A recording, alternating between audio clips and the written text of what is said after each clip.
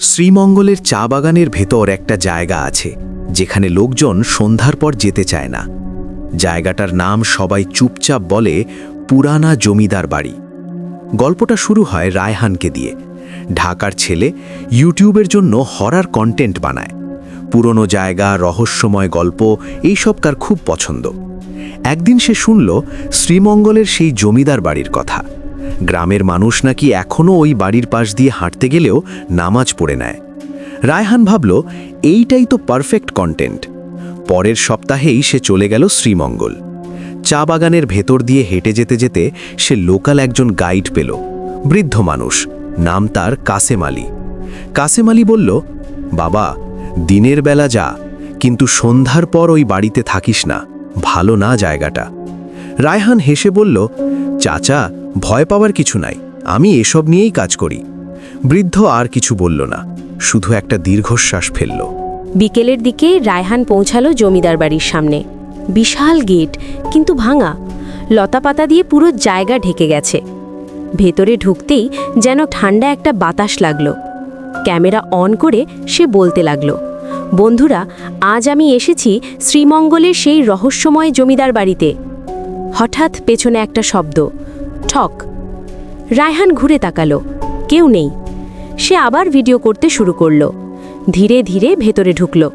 একটা বড় hall room, দেয়ালে পুরনো ছবি, কিন্তু অদ্ভুত ব্যাপার, সব ছবির চোখ যেন তার দিকেই তাকিয়ে আছে। সে একটু অস্বস্তি বোধ করল, কিন্তু নিজেকে সামলে নিল। সূর্য ডুবে যেতে লাগল। হালকা অন্ধকার নামতেই বাড়ির ভেতরের পরিবেশ পাল্টে গেল, যেন চারপাশে কেউ হাঁটছে, ফিসফিস করছে। রায়হান ক্যামেরা ঘুরিয়ে বলল, আপনারা শুনতে পাচ্ছেন? কেউ আছে এখানে? ঠিক তখনই ওপরের তলা থেকে ভেসে এলো পায়ের শব্দ। ধাপ ধাপ ধাপ। সে ধীরে ধীরে সিঁড়ি বেয়ে ওপরে উঠল। একটা ঘরের দরজা আধখোলা, ভেতর থেকে আলো আসছে, কিন্তু সে তো কোনো লাইট অন করেনি। দরজাটা ঠেলে ভেতরে ঢুকতেই সে থমকে গেল। একজন নারী দাঁড়িয়ে আছে জানালার পাশে, সাদা শাড়ি, লম্বা চুল। রায়হান কাঁপা গলায় বলল, কে কে আপনি? নারীটা ধীরে ধীরে ঘুরে তাকালো। তার চোখ নেই, শুধু ফাঁকা কালো গর্ত। হঠাৎ পুরো বাড়ি কেঁপে উঠল।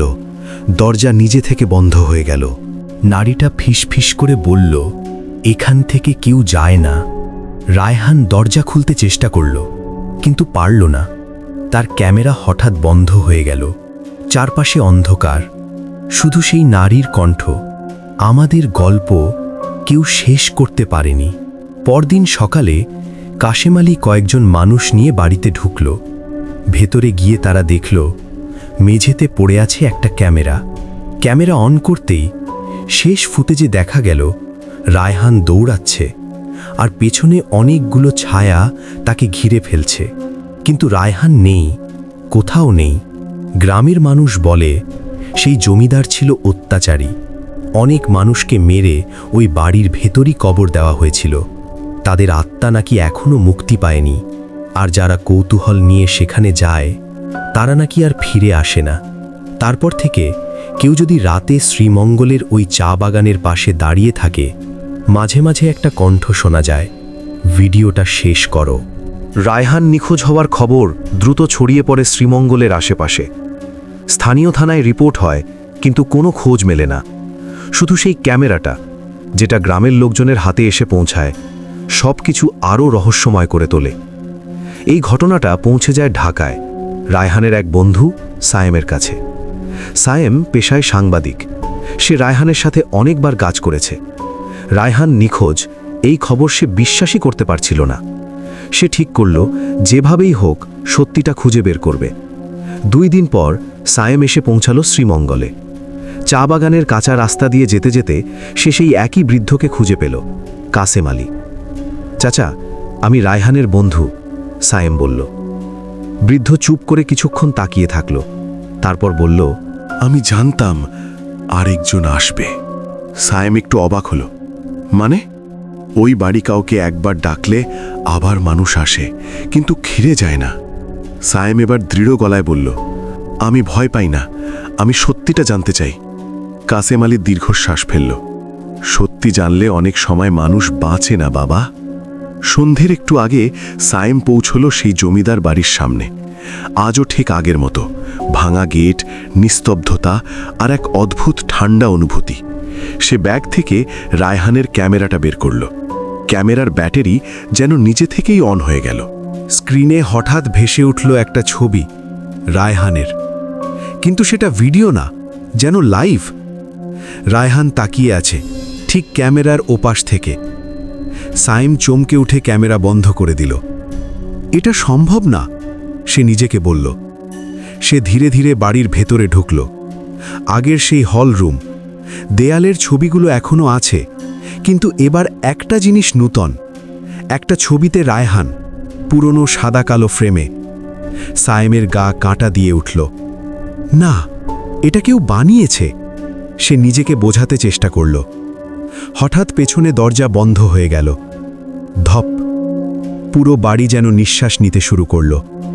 ওপর থেকে আবার সেই পায়ের শব্দ, ধাপ ধাপ ধাপ। সায়েম ধীরে ধীরে সিঁড়ি বেয়ে ওপরে উঠল। এবার তার ভয় লাগছে, কিন্তু সে থামল না। সেই একই ঘর, দরজা আধ খোলা। সে দরজা ঠেলে ভেতরে ঢুকল। ঘরের মাঝখানে দাঁড়িয়ে আছে রায়হান। রায়হান! সায়েম দৌড়ে গেল। রায়হান ধীরে মাথা তুলল। তার চোখে কোনো আলো নেই। সে ফিসফিস করে বলল, তুই কেন আসলি? সায়েম থমকে গেল। চল, আমরা বের হয়ে যাই। এখান থেকে কেউ বের হতে পারে না, রায়হান বলল। ঠিক তখনই পেছন থেকে সেই নারীর কণ্ঠ, নতুন কেউ এসেছে। সায়েম ঘুরে তাকালো। সেই নারী, সাদা শাড়ি, লম্বা চুল, চোখহীন মুখ। সে এবার আরও কাছে এসে দাঁড়ালো। তোমরা গল্প অসম্পূর্ণ রেখে চলে যেতে চাও? সে বলল। সায়েম কাঁপা গলায় বলল, তুমি কে? নারীটা ধীরে ধীরে হাত তুলল। হঠাৎ ঘরের দেয়ালে ছবি ভেসে উঠতে লাগল। একটা সময়ের জমিদার, নিষ্ঠুর, নিষ্ঠুরতার চূড়ান্ত। মানুষকে ধরে এনে নির্যাতন করত, মেরে ফেলত, আর তাদের আত্মাকে আটকে রাখত এই বাড়ির ভেতর। আমরা বন্দী, নারীটা বলল। আমাদের গল্প কেউ শোনে না, কেউ শেষ করে না। সায়েম বলল, আমি তোমাদের গল্প বলবো। নারীটা থেমে গেল। সত্যি? হঠাৎ ঘরের পরিবেশ বদলে গেল। ঠান্ডা বাতাস থেমে গেল। নারীর মুখে প্রথমবারের মতো শান্তির ছাপ। তাহলে শোনো। রাতভর সায়েম সেই গল্প শুনল। জমিদারের অত্যাচার, মানুষের কান্না, বিশ্বাসঘাতকতা, সব কিছু। ভোরের আলো ঢুকতেই নারীটা বলল, এখন তুমি যেতে পারো। আর রায়হান? সায়েম জিজ্ঞেস করল। নারীটা তাকালো রায়হানের দিকে। সে এখনো বন্দী, কারণ তার গল্প শেষ হয়নি। সায়েম নিচে নেমে এলো। বাড়ির দরজা এবার নিজে থেকেই খুলে গেল। সে বাইরে এসে গভীর নিঃশ্বাস নিল। সূর্যের আলো উঠেছে, সব কিছু যেন স্বাভাবিক।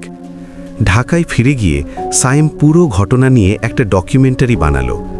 ভিডিওটা আপলোড করার পর অল্প সময়েই ভাইরাল হয়ে গেল। মানুষ প্রথমবার জানল সেই জমিদার বাড়ির আসল ইতিহাস। কিন্তু গল্প এখানেই শেষ না।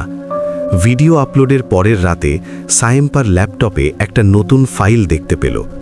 নাম finalstory.mp4। সে ক্লিক করল। ভিডিওতে দেখা গেল সেই ঘর। রায়হান দাঁড়িয়ে আছে। সে ক্যামেরার দিকে তাকিয়ে বলছে, তুই গল্প শেষ করেছিস, এখন তোর পালা। হঠাৎ ভিডিওর পেছনে সেই নারীর কণ্ঠ, সব গল্পের শেষ থাকে না। পরদিন সকালে সায়েমকে আর খুঁজে পাওয়া গেল না। তার রুমে শুধু একটা জিনিস পাওয়া গেল, ল্যাপটপের স্ক্রিনে জমে থাকা সেই ভিডিও। আজও শ্রীমঙ্গলের সেই জমিদার বাড়ির পাশ দিয়ে গেলে কেউ কেউ বলে দুইজন মানুষের কণ্ঠ শোনা যায়।